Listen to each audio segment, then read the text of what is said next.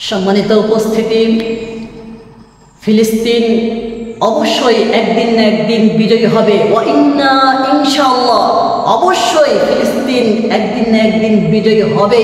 তবে আমার মতো আপনার মতো বেনামাজি সম্প্রদায় কখনো ফিলিস্তিন বিজয়ী করবে না। আমার মতো আপনার মতো মুনাফিকি বান্দা কখনো ফিলিস্তিন বিজয়ী করবে না।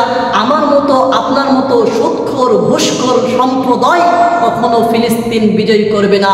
ফিলিস্তিন বিজয়ী করবে কে? তাহলে আবু হুরায়রা রাদিয়াল্লাহু তাআলা আনহু তিনি বলেন, বিশ্ব নবী জনাবে মুহাম্মদ সাল্লাল্লাহু আলাইহি ওয়াসাল্লাম তিনি ইরশাদ করেন, আমার উম্মতের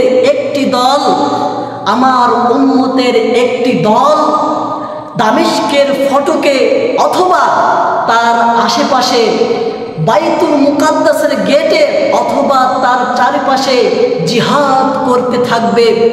কাফেরদের কোনো চক্রান্ত তাদের কোনো ক্ষতি করতে পারবে না। কাফেরদের কোনো চক্রান্ত তাদের কোনো ক্ষতি করতে পারবে না। তারা কিয়ামত পর্যন্ত সত্যের উপর অবিচল থাকবে। এভাবেই তাদের মাধ্যমে বিজয় সংঘটিত হবে। আবু ইয়ালা হাদিস নাম্বার 6417 নম্বর হাদিস। সম্মানিত হাজিরিন, আরেকটি হাদিস এসেছে মুসনাদের মধ্যে এসেছে 16932 নম্বর হাদিসে এসেছে। সম্মানিত উপস্থিতি, উমাইর ইবনে হানি বলেন আমি মুয়াবিয়া ইবনে আবু সুফিয়ানকে মিম্বারের ওপর দাঁড়িয়ে বলতে শুনেছি। তিনি বলেন, বিশ্বনবী জনাবে মুহাম্মদ সাল্লাল্লাহু আলাইহি ওয়াসাল্লাম তিনি বলছেন, আমার উম্মতের একটি দল, একটি জামাত আল্লাহর আদেশের উপর প্রতিষ্ঠিত থাকবে।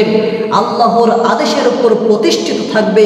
যারা তাদের সঙ্গ ত্যাগ করবে তারা তাদের কোনো ক্ষতি করতে পারবে না, অর্থাৎ কাফেররা তাদের কোনো ক্ষতি করতে পারবে না। সম্মানিত হাজিরিন, যখন আল্লাহর আদেশে কিয়ামত এসে পড়বে তখনও তারা লোকদের উপর বিজয়ী থাকবে।